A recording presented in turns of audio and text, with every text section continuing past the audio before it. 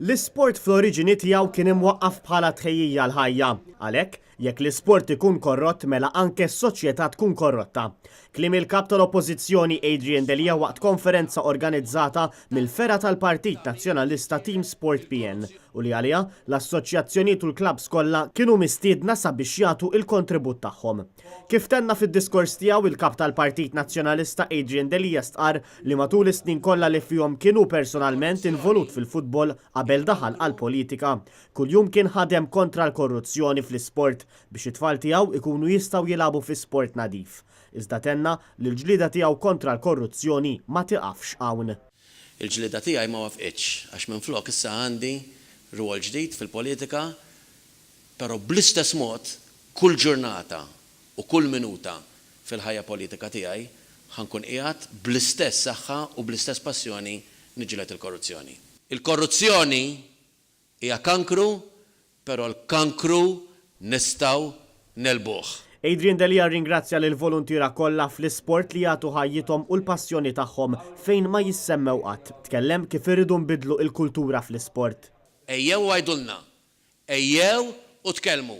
Il-bibin tagħna ħajkunu miftuħin beraħ. Il-Partit Nazzjonalista ħajkun mhux spalla ma spalla, imma ħajkun it-tarka ta' min jiġġieled il-korruzzjoni fl-isport ukoll. Qabel tkellem il-kap tal-Partit Nazzjonalista, indirizza lil folla preżenti l-kelliem għall-isport Ryan Kallus. Ma' Net News, id-deputat nazzjonalista spjega l-viżjoni tal-Partit Nazzjonalista għall-isport. Fil-konferenza tal-lum stidinna lill-assoċjazzjonijiet kollha, lill-klabs kollha ta' Malta u ta' għawdex ta' kull disciplina sportiva bilan li nisimgħu minn għandhom l-opinjoni tagħhom dwar kif nistgħu niġġieldu l-korruzzjoni fl-isport. U dan għamilnieh għaliex għadna biċ-ċans illum nagħtu il-kontribut tagħna biex fil-Parlament nemmendaw l-abbozz ta' liġi li għandna qudiemna bħalissa.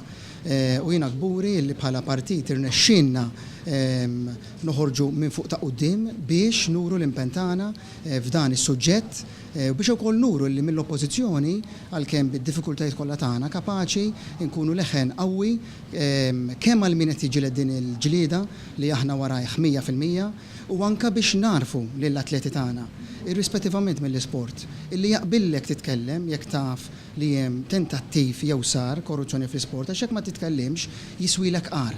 U allura l-impentana huwa tibżax titkellem, ser ikun hemm aħna li nipproteġuk, aħna li nkunu warajk u da fl-interess tal-isport jekk iridu li verament ikonna sport nadif. Matul il-ġurnata tas-Sibt saru diversi workshops fosthom dwar l-edukazzjoni fl-isport, id-dinja tal-lob tal-azzard u anke dwar modi kif nistgħu nelbu il-korruzzjoni fl-isport. B'kelliema esperti fis-setturi fosthom Alfredo Lorenzo, direttur fil-Kampjonat Spanjol tal-Futbol La Liga u numru ta' edukaturi Maltin fl-isport.